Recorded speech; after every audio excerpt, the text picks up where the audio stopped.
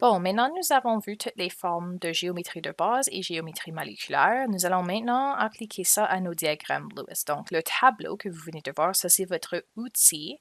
Donc, il faut premièrement pour nos étapes tracer la structure de Lewis. Donc, il faut faire toutes les étapes de calcul, le VT, etc.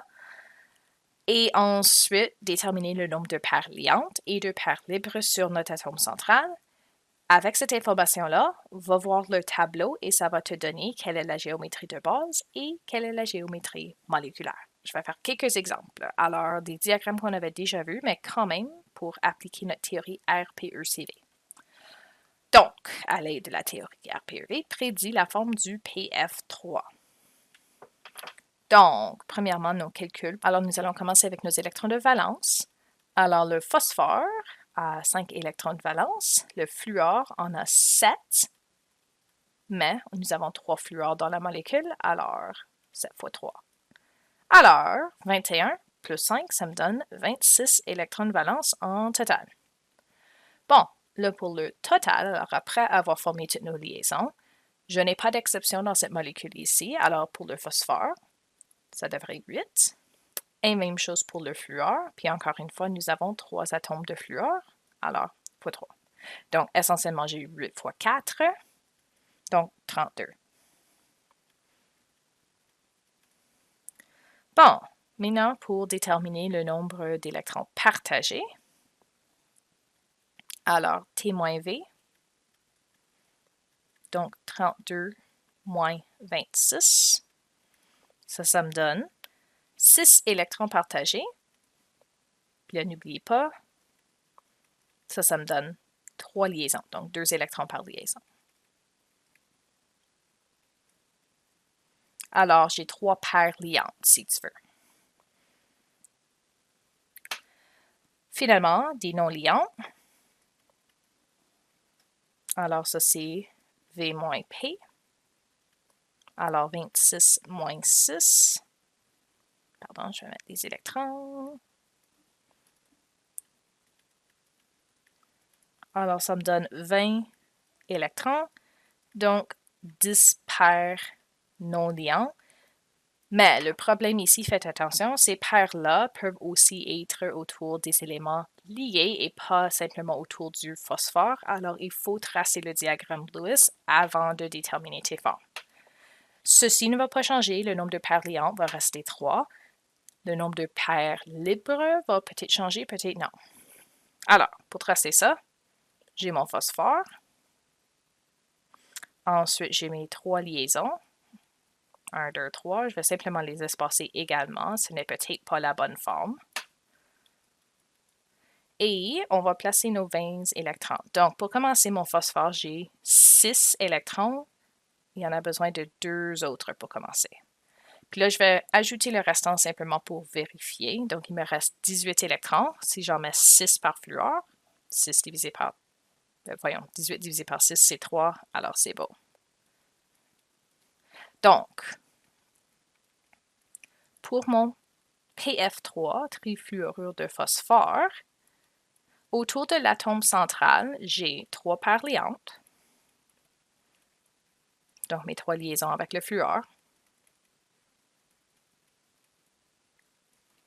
Et une paire libre. Ça veut dire que j'ai actuellement, au lieu de 3 choses, seulement les liaisons, j'ai aussi un 4e. Alors, j'ai tracé la mauvaise forme ici. Donc, si on va aller voir notre tableau,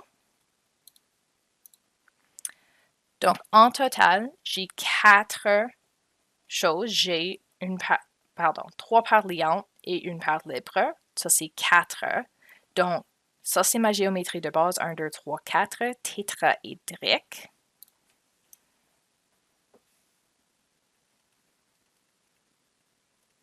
Alors, si tous mes électrons ici étaient des liaisons, ça serait la vraie forme. Mais puisque nous avons une paire libre, la géométrie moléculaire réelle sera un petit peu différente.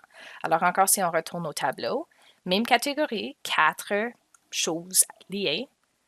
Nous avons une paire libre, le restant des paires liantes. Ça, c'est la vraie forme. La géométrie moléculaire sera pyramidale.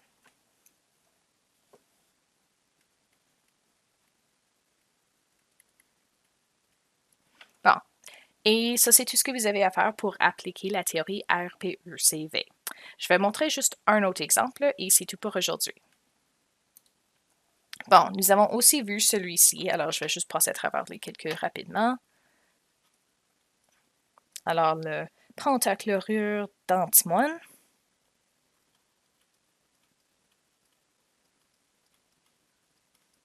Voilà nos électrons de valence et si je donne le total, c'est 40 électrons. Pour le total, pour l'antimoine, il fallait essayer quelques fois pour avoir le bon nombre de liaisons. Je peux vous dire que c'est 10. Et pour le chlore, 8 électrons pose une exception et il y en a 5. Donc 8 fois 5 plus 10, ça me donne 50.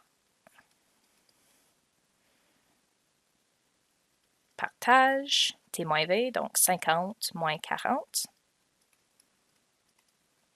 Ceci me donne 10 électrons et donc 5 paires liantes. Nous avons besoin de ça pour attacher les 5 chlores, c'est parfait. Donc si tu aurais essayé 8 ici, tu n'aurais pas eu assez de liaisons.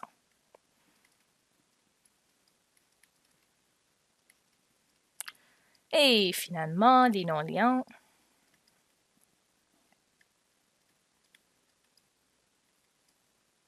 Valence moins partagée, 40 moins 10, il me reste 30 électrons à placer, autrement dit 15 paires libres. Bon, on va commencer avec nos liaisons encore.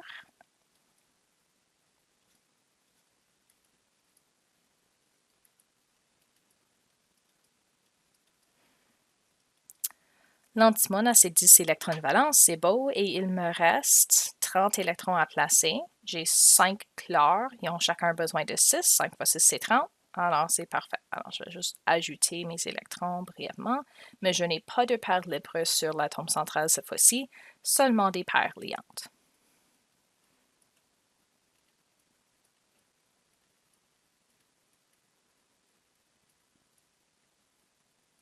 Bon. Voilà notre molécule. Alors, j'ai 5 paires liantes, 0 paires libres. Alors, seulement 5 choses en total.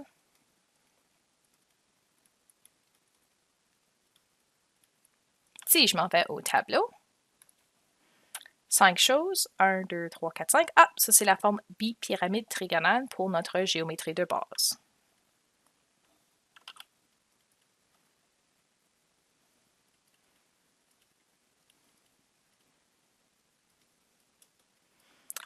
Puis, aucune paire libre, donc notre géométrie moléculaire n'est pas modifiée, c'est en fait la même chose. Faites juste attention, il y a quand même une géométrie moléculaire, c'est simplement que c'est pareil que la géométrie de base. Donc, c'est aussi bipyramide trigonale. Donc, ça, c'est notre forme réelle.